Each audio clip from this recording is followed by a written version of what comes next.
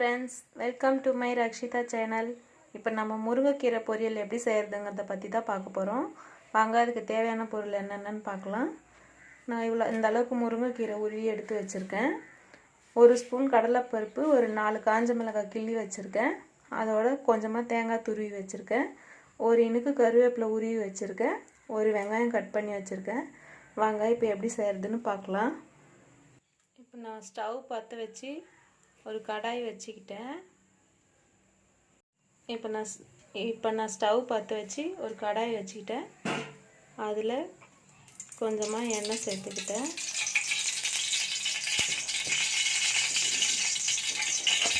எண்ணெய் நல்லா காஞ்சதும் அதுக்கு தேவையான அளவு கடுகு சேர்த்துக்கிட்டேன். அதோடு நம்ம எடுத்து வச்சுருக்க கடலைப்பருப்பை சேர்த்துக்கிறேன்.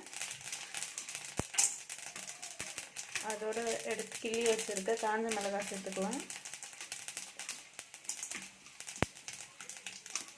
இப்போது கட் பண்ணி வச்சுருக்க வெங்காயம் சேர்த்துக்கணும். அதோடைய கருவேப்பிலையும் சேர்த்துருங்க.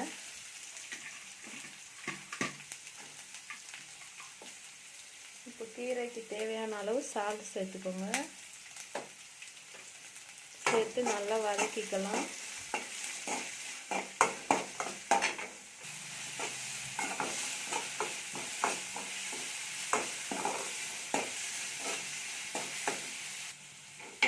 வெங்காயம் இந்த மாதிரி கண்ணாடி பதம் வந்ததுக்கப்புறம் நம்ம எடுத்து வச்சுருக்க கீரையை சேர்த்துக்கலாம்.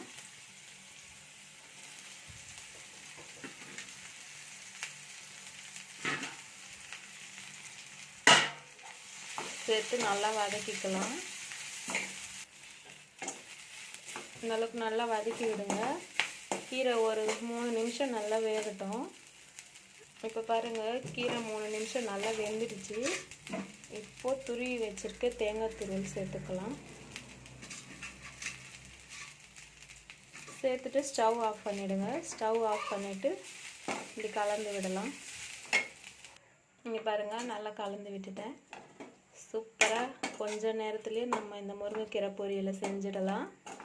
பாருங்கள் எப்படி இருக்குன்னு. சாப்பிட்றதுக்கும் அவ்வளோ டேஸ்ட்டாக இருக்கும். இது நல்ல சாம்பார் சாதம், காரக்குழம்பு அது கூடலாம் சேர்த்து சாப்பிடும்போது ரொம்ப டேஸ்ட்டாக இருக்கும். நீங்களும் ட்ரை பண்ணி பாருங்கள். உங்களுக்கு பிடிச்சா கமெண்ட் பண்ணுங்கள், லைக் பண்ணுங்கள், ஷேர் பண்ணுங்கள், மறக்காமல் சப்ஸ்கிரைப் பண்ணுங்கள். Thank you friends.